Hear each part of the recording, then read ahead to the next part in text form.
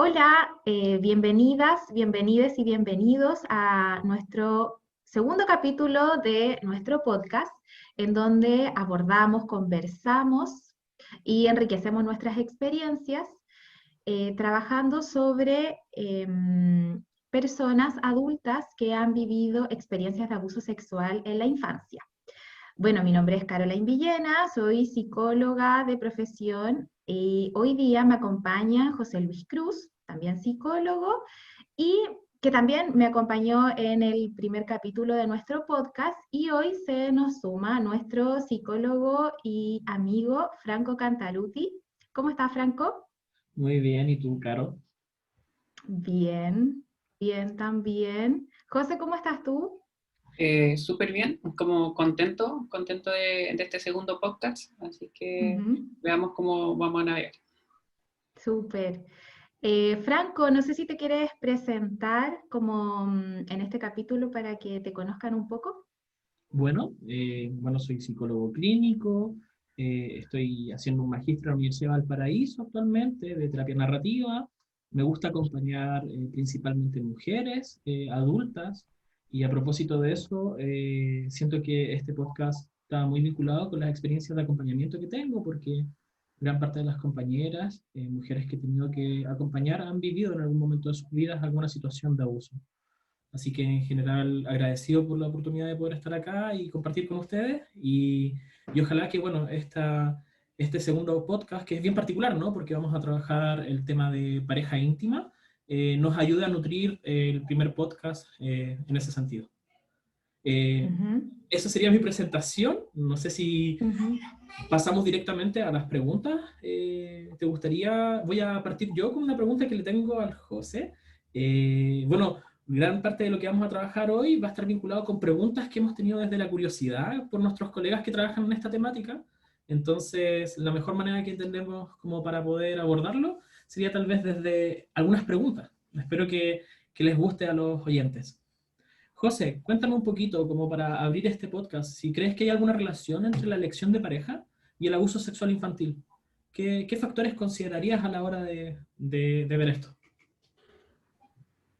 Mm. No, bueno, se me vienen varias imágenes como a la cabeza, varias imágenes de personas que trabajaban en conjunto y hemos acompañado esos procesos. Y definitivamente mi pregunta yo creo que sí hay cuestiones que tienen que ver con la elección, o sea, con la elección de esa compañero o compañera que está al otro lado, como pareja, como una pareja íntima, eh, y la experiencia abusiva sexual en la infancia. A veces algunas de esas elecciones como que uno no sabía que eran elecciones, como que pasaron y como que no nos hemos dado cuenta que fueron una elección que se tomaron en ese momento al elegir a ese compañero o compañera de vida, de pareja, porque tenían ciertas características quizás proteccionales, características de contención, características de apaño, me han dicho mucho, como que bien partner, entonces se me viene esa palabra, eh, personas como personas que están ahí acompañándote en tu vida, y si es que la asociación a la experiencia abusiva como el abuso, siento que una de las cuestiones que experiencias como vulneratorias, en donde no hay confianza, donde se rompen un montón de cuestiones, eh, hacen que a lo mejor esa elección que no sabíamos que era una elección se tome al elegir a ese compañero o compañera. Y pasa también quizás en otras parejas, como ciertas cosas que causan, no sé si ruido, como malestar, o dicen, oye, esta cuestión como con este compañero o compañera no me pasan cosas, po. Y te hacen pensar si esa compañero o compañera tiene que seguir estando o no. Y a lo mejor te das cuenta que ciertas conductas, pensamientos o formas que eh, tienen que ver con experiencias también vulneratorias, como experiencias que no te respetan, experiencias. Entonces, creo que sí, definitivamente, yo creo que hay una elección como que está asociada a esa experiencia abusiva. Creo que tiene que ver Y lo importante para mí que se me hace en el espacio terapéutico de visibilizar, quizás como reconocer o rescatar, dependiendo, o quizás como ir a ver por primera vez, que eso fue una elección en mi vida, con el cuidado, con el cariño hacia mi persona.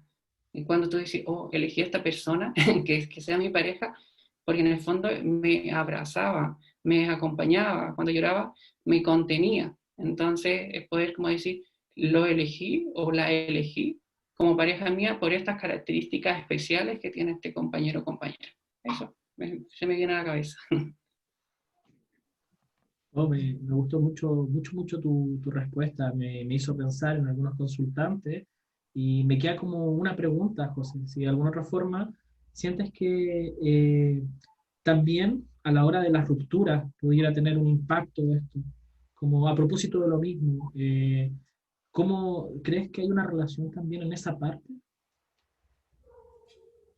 Y con las rupturas se me vienen como, quizás como algunas consultantes o hombres también, que es como, chuta, siempre me topo con estas personas y termino como, o terminando, pero no sé por qué me pasa. Entonces cuando estuve ahí como en el espacio terapéutico y empecé como a conversar sobre esas parejas, no sé, que se terminaron, que ya no son parejas, ¿y qué es lo que tenían de características? Y una característica o dos características que pueden ser que no se te respete, se te trate mal, se te obligue como a ciertas cuestiones, o sea, el consentimiento en la relación sexual, o sea, esa cuestión es como súper importante. Y ahí lo importante que se volvió quizá haber roto esa relación o haber terminado, eh, y hacerlo ver que fueron también elecciones, o sea, elegí no estar con esta persona porque no se me respetaba. Entonces, no. eh, y quizás al verlo, quizás cuando vengan nuevas parejas, te vaya a dar cuenta que cuando pasen estas cuestiones ya no lo vaya a como permitir. Incluso se me viene a la cabeza una consultante con una experiencia por ahí abusiva, con un revisar del teléfono. Entonces, el revisar el teléfono celular y cómo ya eso no estaba permitido en su vida. Claro, con muchas otras experiencias que quizás pueden asociarse al abuso sexual infantil. Así que eso. Me gustaría preguntarle a la Carol sobre las experiencias abusivas sexuales en la infancia. Eh, Se reconoce que vienen muchas veces cargadas de dolor y sufrimiento humano. Entonces, me gustaría conocer desde ti cuáles han sido esta experiencia, si es que en algún momento este dolor dejará de existir, si es que en algún momento dejaré de sufrir y dejará de doler. Creo que sería relevante hablar de eso.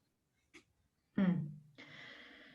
Sí, bueno, esta es una de las preguntas que se hacen mucho las personas que han vivido estas experiencias que, bueno, tienden a catalogarlas y nosotros también tendemos a verlas como experiencias traumáticas, experiencias tremendamente dolorosas, complejas, complejas porque en realidad también conlleva una serie de situaciones que se vulneran cuando ocurren experiencias de abuso.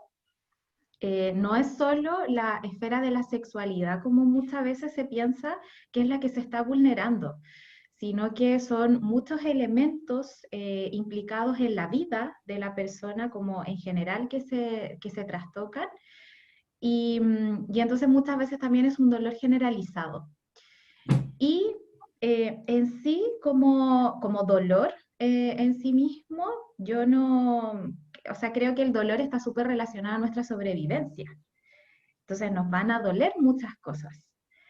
Creo que el dolor nos va generando ciertas alertas de que algo no anda bien, de que quizás hay cosas que tenemos que revisar, ya sea con un médico como en medicina tradicional o cuando sentimos que el dolor no tiene un correlato biológico, y ahí nosotros planteamos como que es un dolor y un malestar más bien psicológico, abordarlo, por ejemplo, en terapia. Y en base a eso, eh, de lo que de lo que hemos conversado más bien con las mujeres con las que yo trabajo cotidianamente, es que les sorprende que en la terapia ese dolor ya no se viva de manera tan constante. Como me parece que eso es uno de los más lindos reportes que muchas veces hacemos en el proceso terapéutico, que es que algo que la persona en algún punto sintió que iba a doler para siempre con la misma intensidad, ya no duele con la misma intensidad. Entonces quisiera como agregar esa palabra que tiene que ver con la intensidad, como que el dolor muchas veces sigue estando presente en algunas situaciones, pero no de la misma manera y no en la misma intensidad como en algún punto llegó a ser y que precisamente la hizo consultar en el proceso terapéutico. Entonces, eso me parece muy bonito y de hecho eso es también lo que me hace mucho estar convencida de la importancia de las conversaciones terapéuticas. Me parece que son tremendamente significativas para las personas que han vivido esta experiencia, porque además eh, es significativo en el sentido de que es un espacio para conversar sobre esta experiencia y muchas veces no hubo ese espacio antes. Entonces, a mí me ha pasado que llega una mujer a la consulta y en el fondo la pregunta es como, cuéntame todo lo que tú me quieras contar para que yo te entienda. Como esa es la invitación, en el fondo. Y hay veces que me ha pasado que me responden como, te quiero contar todo porque de esto no he hablado nunca. Y eso es muy bonito, es muy, muy bonito ahí. Y vemos también quizás como el dolor ha estado muy relacionado a ese silencio que se ha mantenido durante años. Entonces ahí es donde eh, relaciono con que el cuerpo es tremendamente sabio y nos va tirando como esas alertas de distintos tipos de dolores, que también muchas veces está relacionado con el silencio. Entonces, eso es lo que me parece como bien bonito del proceso terapéutico. Entonces, como resumiendo a tu pregunta, José, yo diría que el dolor se va transformando y que va cambiando la intensidad de ese dolor. Entonces, eso me parece que es como tremendamente alentador y esperanzador para las personas que han vivido situaciones dolorosas en alguna etapa de su vida. Como, no sé si eso responde a tu pregunta, José. Sí responde. Te agradezco como la respuesta. Y contarte que resuena un poquito contigo como con el acto de respuesta del dolor. Sabemos que las personas no somos pasivas al dolor y sufrimiento humano, y como esta sobrevivencia que me estáis diciendo, el dolor viene siendo el acto de respuesta a esa experiencia vulneratoria del abuso sexual. Y sí, me suena mucho como, no se me viene ninguna pregunta a la cabeza, solamente mucha resonancia de la intensidad del dolor, de la intensidad y cómo el silencio mismo y el callar hace que el dolor vaya aumentando. Entonces, ¿cómo se convierte el espacio terapéutico en un espacio para poder hablar de esa experiencia dolorosa? Quería resonar también un poco con lo que están como comentando. Recuerdo una historia como cómo se fue transformando el dolor, ¿no? Me acuerdo que esta consultante quería desatar los nudos que estaban amarrados en su historia. Y después llegó como que ese era su motivo, básicamente como su expectativa del proceso, del trabajo con el abuso, como desatar algo. Y cuando llegamos al final, como que en algún momento me dijo, ya no quiero desatar. Creo que al verlo fue suficiente, ¿sí? Como esto de que el dolor se transforma en otra cosa. Y a veces tenemos esta expectativa, ¿no? De que tal vez va a desaparecer o no ese dolor, pero creo que es profundamente esperanzador la transformación del dolor y ver cómo el dolor fue importante, cómo esos nudos fueron importantes para que ella esté ahí ese momento. Sí, sí, eso me parece como bonito tu ejemplo también, Franco. Me hace mucho sentido también como con el trabajo de tantas historias finalmente que escuchamos en la consulta, porque más que consultante, paciente, como se le quiera decir, son historias finalmente. Entonces, es súper bonito escuchar esas historias en el proceso terapéutico y asociado también como a estas nociones de dolor, como de dificultades que presentan las personas. Franco, desde tu experiencia, eh, en las etapas principalmente de la adolescencia, de las personas que han vivido historias de abuso sexual en la infancia, ¿cuáles crees tú que han sido las principales dificultades para relacionarse sexoafectivamente con alguien en esto del ámbito de la pareja que estamos conversando hoy? Si consideramos que la experiencia de abuso es definitivamente una de las peores experiencias que podemos vivir como seres humanos y que probablemente genera un impacto respecto a cómo nos relacionamos con nuestro propio cuerpo y el cuerpo de los demás, la adolescencia es el momento en el cual como que todo se descuadra de forma natural, ¿no? Normativamente nos relacionamos con nuestro cuerpo y con los demás cuerpos de una manera extraña en la adolescencia. Nos cuesta, es un poco de echar a perder, de intentar y fracasar, de volver a intentar.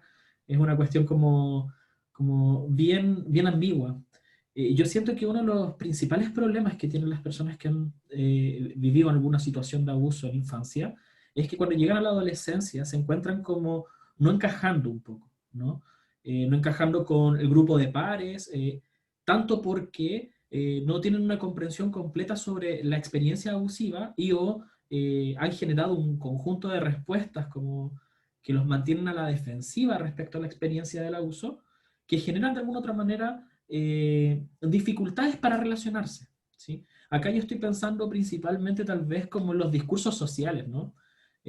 Uno de los efectos que pueda tener el tema del abuso es, por ejemplo, la situación de la inhibición de lo sexual, la inhibición de la socialización, como irse un poco para adentro, ¿no?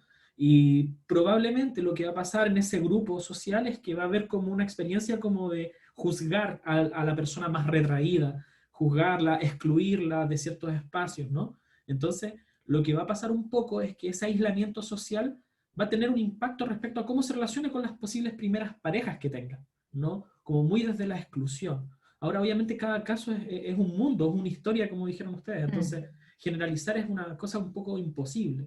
Pero sí yo creo que pudiera pasar eso, ¿no? Y por el otro lado nos podríamos encontrar con conductas de riesgo, como se les llama desde como la psicología un poco más tradicional, como un comportamiento de hipersexualización, como ser una persona que está continuamente en búsqueda de experiencias sexoafectivas y también, pues nuevamente aparece este grupo como que trata de normalizar los extremos, ¿no?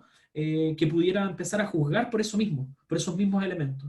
Y ahora yo no puedo no notar y decir que también hay una variable de género súper importante, porque pareciese ser que si es que soy hombre y tengo un comportamiento más hipersexualizado, como que está medio naturalizado, entonces podría ser que la experiencia de abuso como que se pierda un poco en la adolescencia.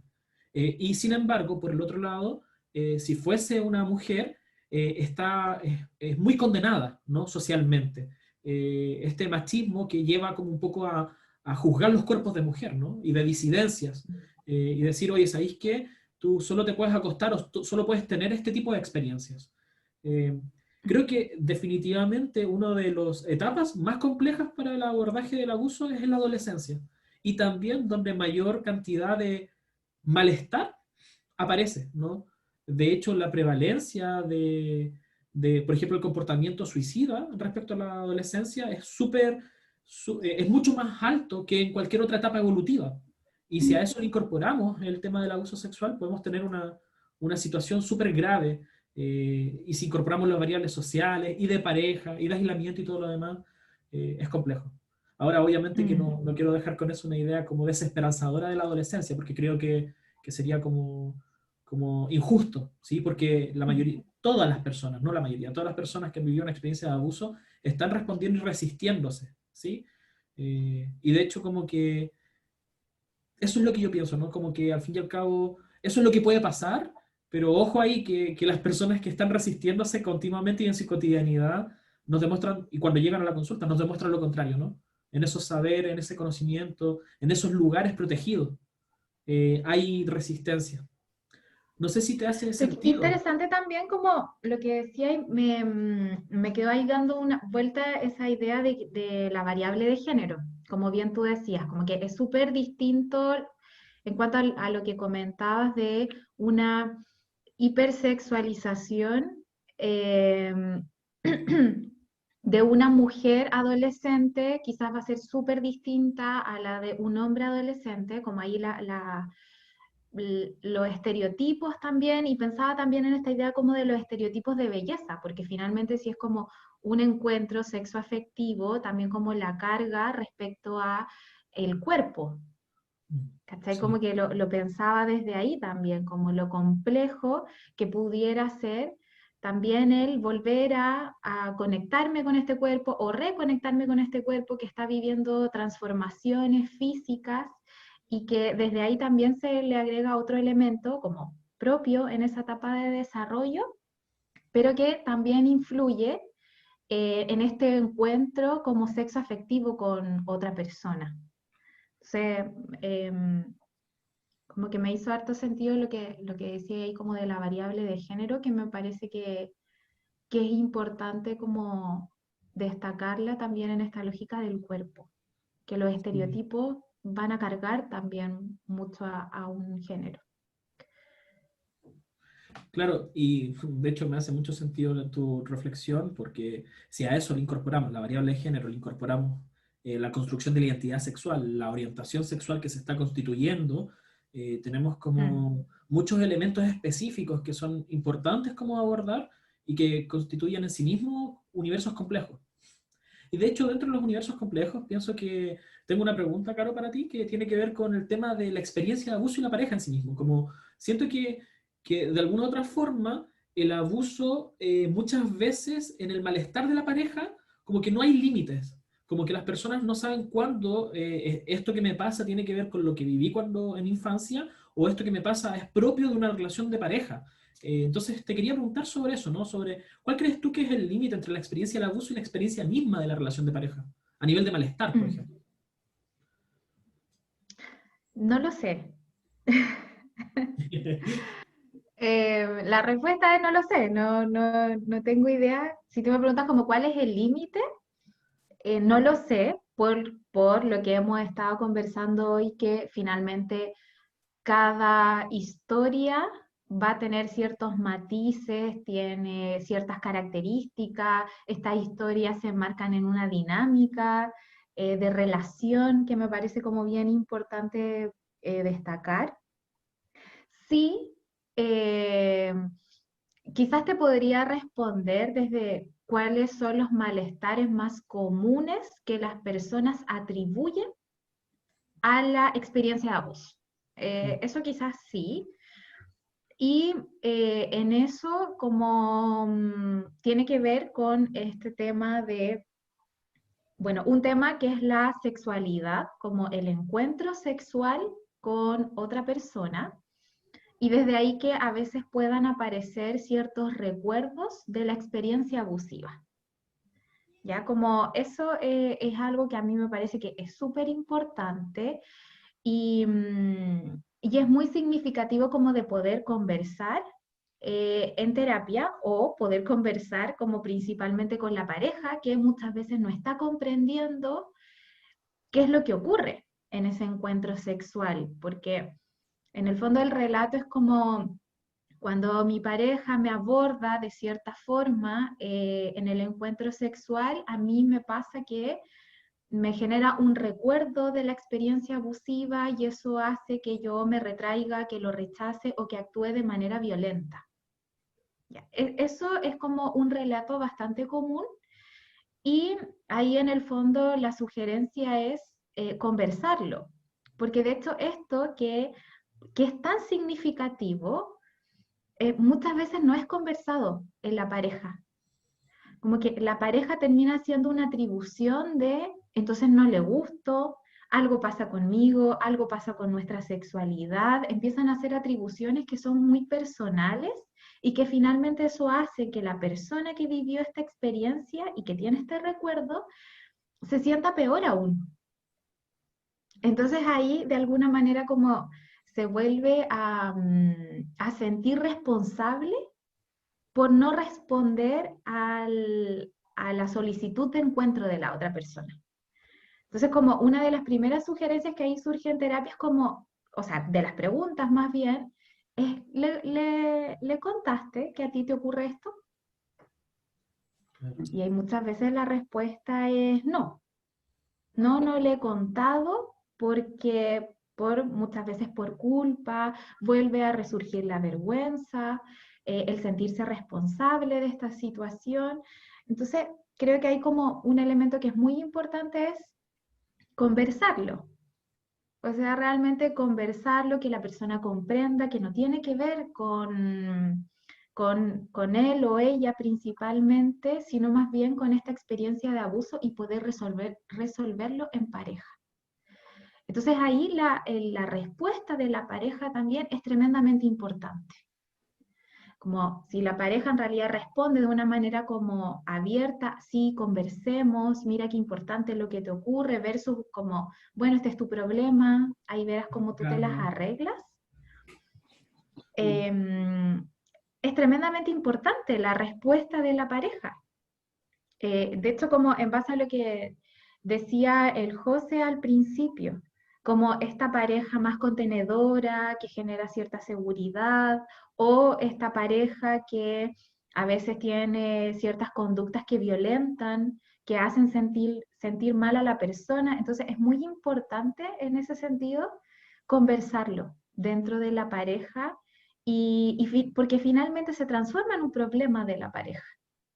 O sea, es uno de los efectos negativos de la experiencia de abuso sexual infantil y en la vida adulta se presenta como una consecuencia en el presente de la relación. Ya no es solamente de la persona que vivió esta experiencia. Desde ahí, ¿Mm? como a la pregunta que te hacía el Franco, como me encanta tu respuesta del no sé, me encanta, Sí. porque nosotros como terapeutas muchas veces no sabemos ese límite, y de ahí lo importante que se vuelve el conversar sobre eso. Y me gustó lo que dijiste sobre cada historia, o sea, cada una de las personas que sufrieron abuso sexual en la infancia, cada uno tiene su propia historia. Y yo digo, ocupo la palabra que somos únicos y comillas especiales. Entonces, en esa como unicidad, como lo único que somos, me pasa que, o sea, tú dijiste, Carol, me pasa que me siento incómoda, incómodo, me pasa que me enojo, pasa que rechazo, me pasa en ese, como para responder y acompañar un poquito a la Carol en esa pregunta, me pasa que ahí está el límite, en esa pregunta que hiciste, Carol, está el límite a lo mejor, y no viene desde nosotros, viene desde la persona.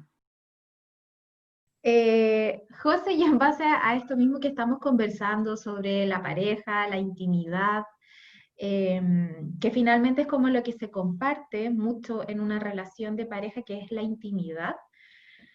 Eh, Escucho constantemente que una de las dificultades presentes en la relación de pareja tiene que ver con la confianza en la otra persona.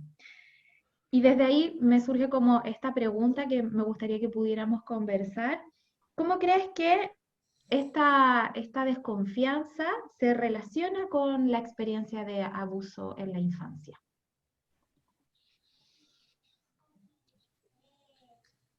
Creo que se relaciona porque la experiencia de abuso sexual infantil atenta a cualquier tipo de confianza que pudo haber existido en esa otra persona. Como se sabe que por número las personas que realizan abuso sexual son personas que uno tiene mucha confianza, personas que mayormente son familiares, personas que son padres, madre, y están dentro del círculo de confianza. Entonces, se me vienen muchas historias donde esa confianza se vio tocada, se vio como alterada.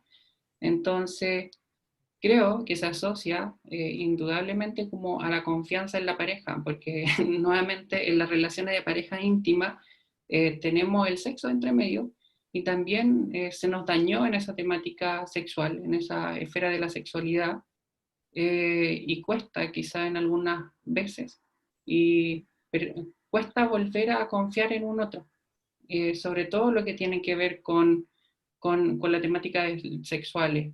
Eh, y cómo, y ahí me pasa que a veces como estas cuestiones no están conversadas dentro de la misma pareja, porque no se han hablado, también está la confianza de, pucha, ¿cómo se lo va a tomar? ¿Qué le va a pasar a la otra parte? Y ahí me pasa, ¿cómo va a ser esta otra experiencia del otro lado? Entonces, viene como, tengo que contarlo, no tengo que contarlo, y ahí está la desconfianza, pero quizás no es la desconfianza a la persona, sino que a la reacción del otro. Entonces, eh, el secreto, cómo el secreto se vuelve como tan importante para causar aún más desconfianza, y ahí yo creo que puede ser como desconfianza en contar lo que me pasó al otro, que indudablemente lo sepa mi pareja, y ahí hacer quizá un poquito de un acto de justicia con el hablarlo, sentirte acompañada, acompañado en ese proceso, un acto de confianza, decir, ¿sabéis qué? Con esta pareja sentirme totalmente cómoda o cómodo y a gusto de decir, ¿sabéis qué? Lo que estamos teniendo en el sexo, no me siento preparada o preparado para poder hacerlo. Me pasa que se me vienen recuerdos, me pasa que en ese momento se me vino la imagen, el sonido, el tacto, porque hay sensaciones que se vienen y poder tener esa confianza.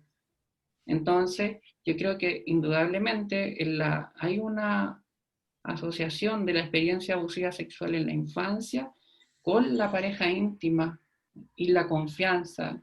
Eh, y quizás lo que se trabaja mucho en el espacio terapéutico es a comenzar a hablar un poco sobre estas cuestiones que generan esa comilla desconfianza. Y quizás se me vienen preguntas, ¿qué es lo que tiene que decirte esa desconfianza? ¿Qué es lo que tiene que contarte? O sea, ponele voz a esa desconfianza. No, es que me siento que a lo mejor mi cuerpo no va a gustar, siento que no voy a ser escuchada, siento que no voy a tener un espacio de contención. Entonces, vamos a ver qué es lo que puede pasar. Yo creo que hay una asociación como bien importante y harto trabajo terapéutico ahí con la persona, pero también me pasa que a veces involucro también a la pareja en estas cosas. Y otras veces definitivamente las parejas yo creo que desaparecen porque claramente hay hombres o mujeres que a lo mejor siguen reproduciendo conductas que son vulneratorias y la misma persona se da cuenta que no es lo que quiere para su vida y que no quiere vivir de esa forma. Eso. No sé Resueno si mucho con lo que estáis diciendo, José, como que pensaba como que la confianza pareciese ser como que una persona que vivió una situación de abuso, como que siempre se está jugando esa confianza. Como me imagino como el miedo que pueda llegar a sentir una persona a develárselo a su pareja en ese sentido, así como que, porque al fin y al cabo tiene claro de que si es que la experiencia no es como contenedora, si la experiencia de alguna otra forma no enriquece la relación de pareja, como se pone en juego, ¿no? Hay una resistencia al fin y al cabo a tal vez el miedo a perder la pareja, por ejemplo, a propósito de la desconfianza, de que la otra persona no actúe de una manera contenedora. Entonces, creo que es como súper pertinente, como que hay algo que se está jugando todo el tiempo en la confianza y lo difícil que debe ser reconstituirla en ese sentido, como en adultez, pero lo enriquecedor que debe ser cuando la otra persona justamente tiene estas características que tú nombrabas, ¿no? Como contenedoras, como respetuosas, como de apañe, ¿no? Como, como me da la impresión de que deben haber factores que ayudan a que esa confianza se pueda desplegar en el territorio de lo terapéutico, de la pareja, etc. Franco, como que me gustó lo que dijiste del miedo, o sea, yo creo que en la de confianza hay mucho miedo a cosas, entonces yo creo que ahí el miedo es súper importante. Yo siempre he dicho que el miedo es una emoción súper positiva en todas las personas. Y lo pongo con este ejemplo, o sea, si te digo, mete los dedos al enchufe, lo más probable es que te aparezca miedo al electrocutarte, o sea, es súper importante para mantenerte vivo el miedo. Entonces me iría a dar una vuelta de qué es lo que tiene que contar el miedo en relación a la desconfianza o confianza. Me gustaría hacerte una pregunta, Franco, que tiene que ver con lo típico o lo atípico. Sobre esos efectos que podrían llamarse típicos o atípicos, lo normal, lo anormal, sobre los efectos relacionados en el abuso sexual infantil y cuando estamos en parejas íntimas, en la adultez. No sé cómo se te viene esta pregunta. Creo que es una pregunta muy importante, sobre todo porque sido transformada en la medida que hemos ido construyendo este podcast. Como que siento que al principio tenía como ciertas ideas más tradicionales respecto a qué es lo típico y qué es lo atípico. Y claro, hay como un conocimiento y saberes psicológicos que plantean cómo debería ser un poquito como cierta experiencia. Entonces, como ponemos categoría a los abusos y decimos, estos son efectos, esto es lo que debería pasar, esto es lo que no debería pasar, esto es normal, esto es normal. Por ejemplo, se espera tal vez que desde el conocimiento más popular, pero también vinculado con la psicología, que uno de los efectos del abuso sexual sea la inhibición del comportamiento sexual, ¿sí? Entonces, como mayoritariamente las personas viven una inhibición de su líbido, desconfianza, como ustedes mismos nombraron, y otros aspectos, siento como que es esperable eso. Sin embargo, si nos vamos como a lo profundo de cada caso y cada historia, lo que hay realmente es que no hay una forma de vivir la experiencia del abuso. No hay efectos ni típicos ni atípicos porque cada singularidad, cada individuo lo vive de una manera muy particular. A veces pasa que hay periodos como asintomáticos donde la persona no vivencia malestar asociado al abuso. Y hay otros momentos en los cuales pareciese ser que se reactualiza toda la situación a propósito de un comentario, de la memoria traumática, ¿no? De un olor, de una sensación. En la relación de pareja íntima, siento yo que los efectos pueden ir desde situaciones de desconfianza, cierta presión, cierta sensación de no querer hacer ciertas acciones dentro de la pareja, ¿no? Hasta lo contrario, ¿no? Hasta tener un comportamiento como que desafía continuamente el contrato que las dos personas o más han elegido para sí. Entonces, como para reducir y resumir un poco la experiencia, como no creo que existan formas normales o anormales de vivir la experiencia abusiva, sino que yo creo que hay momentos en los cuales el dolor asociado al abuso genera necesidad de consultar, genera necesidad de hablar con otros o con otras. Y en ese sentido me acojo un poco a lo que dijiste, José, del secreto. El secreto como que en algún momento como que no es suficiente, como que se debe romper porque el cuerpo no puede aguantarlo. Y siento yo que eso es lo único que me importa, al fin y al cabo, cuando trabajo con una persona que vivió abuso, que es como, gracias por contar conmigo, gracias por ser una de las primeras personas que le has contado esto. Me siento como admirado por tu valentía de poder contarlo después de todo lo que has tenido que pasar y toda la valentía que has tenido para llegar hasta acá. Y desde ese punto de vista, creo que hay que descartar un poco tal vez las categorías y ver a las personas y las historias con esas personas. Y dejar un poquito de lado estas ideas tradicionales sobre que todo puede ser categorizado. Irónicamente, creo que a mí me pasa mucho que me gustan las categorías, ¿no? Pero creo que he aprendido mucho de ustedes, sobre todo, la importancia de ver a la persona y no el malestar como categorizado en psicopatología, categorizado en típico o atípico, normal o anormal. Así que igual en ese sentido les agradezco porque las conversaciones que hemos tenido respecto a esta temática me ayudan también a mí a ver más allá de. Para terminar, chiquillos, entendiendo que ya estamos en lo que nosotros nos habíamos propuesto como para este podcast, me gustaría como que cada uno pudiera contar alguna idea de cierre, una idea fuerza, como se dice en educación de repente, como para terminar como este podcast. Caro. A mí me gustaría como continuar con esta idea fuerza, como retomando un poquito tus palabras y sí invitando a las personas al primer podcast, porque creo que dijiste como siempre hay que romper el silencio y creo que en ese romper el silencio los invitaría o las invitaría a que vean el primer podcast sobre las consecuencias, sobre en qué momento hacerlo. A veces ese romper el silencio trae un montón de cosas. Entonces yo creo que ahí tenemos que tener como un poquito de cuidado, como lo que hablamos en algún momento con la Carol, de que tenemos que sí o sí los espacios terapéuticos ser cuidados, porque una de las experiencias en el abuso sexual infantil es que no fueron cuidados. Entonces sí hacer esa invitación desde ahí. Y como idea fuerza me quedo con cada historia, que somos únicos, que somos seres como especiales. Yo creo que cada uno de nosotros somos diferentes, estamos construidos a base de las historias que se narran de nosotros, y creo que para el abuso sexual infantil no hay una única forma de vivirlo, no hay una forma para sobrevivir, no hay una forma única de responder. Creo que todas y cada una de las experiencias son válidas, son valientes, son maravillosas, y lo invitaría como a hacer más preguntas. O sea, si tienen preguntas la gente, que ponga preguntas abajo para que nosotros en algún momento nos podamos reunir nosotros u otras colegas a conversar sobre estas preguntas. Eso me gustaría cerrar. Sí, bueno, en base a lo que ustedes han comentado también, me quedo también con esta idea y que nosotros intentamos reforzarla bastante sobre que no hay una historia única, no hay una forma, no hay una mejor forma de responder frente a otra, es todo el tiempo estamos respondiendo ante las experiencias de la vida misma, las experiencias que nos duelen, que nos generan placer. Em, y en eso también, como para cerrar quizás como con una idea fuerza, que si bien la literatura plantea como muchos efectos esperables de una experiencia de abuso sexual en la infancia, quizás cuando yo planteo esto de que no sé dónde está el límite, no sé dónde parte una cosa, dónde termina la otra, tiene que ver con los significados que le da cada persona a esa parte de su historia.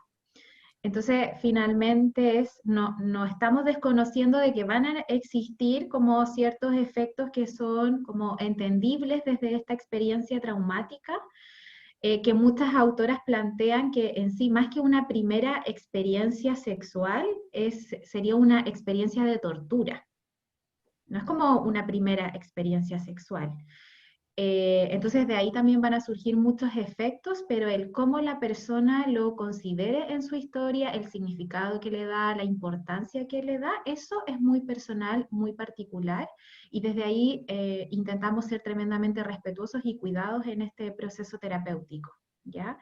Y también, bueno, y sumarme a la invitación que plantea el José de que envíen sus preguntas, sus comentarios o temas que quisieran que abordáramos en un nuevo capítulo de este podcast. Franco, tú para finalizar. Me gustaría quedarme con una de las ideas que apareció dentro del podcast, que tenía que ver con la sabiduría del cuerpo, ¿sí? Como este malestar que aparece y que de repente como que desborda, que genera malestar, ¿no es cierto? Que genera molestia en diferentes dominios, pero cómo de alguna otra forma con esas hermosas preguntas como ¿qué te quiere decir la rabia? ¿Qué nos dice el miedo? ¿Por qué aparece ahora? Lo que nos vamos dando cuenta es que es un cuerpo que habla, un cuerpo con memoria, que se defiende, que responde, que lucha, y me quedo con eso, ¿no? Con no negativizar la experiencia emocional de las personas, sino por el contrario, darle el valor de sobrevivencia que tienen las emociones. Y respecto a la invitación, también invitar a todos y a todas las personas que también nos comenten qué les pareció este podcast. Me gustaría saber cómo lo mejorarían, cuáles son los elementos que tomarían en consideración. Me gustaría que fuera más interactivo para las siguientes veces, y en ese sentido agradecer la audiencia y a todas las personas que puedan escuchar, también a los consultantes que muchas veces están detrás de nuestras historias en múltiples formas. Creo que gran parte, el 90-95% de la experiencia de ser terapeuta es las hermosas y a veces muy dolorosas historias de nuestras consultantes, y quiero agradecerles plenamente a ellas y a ellos que han estado detrás de nuestro crecimiento como terapeutas. Me gustaría cerrar con eso. Muchas gracias, chiquillos. Muchas gracias, Gracias. José. Muchas gracias, Caro. Que estén muy bien. Nos vemos en una siguiente versión de este podcast.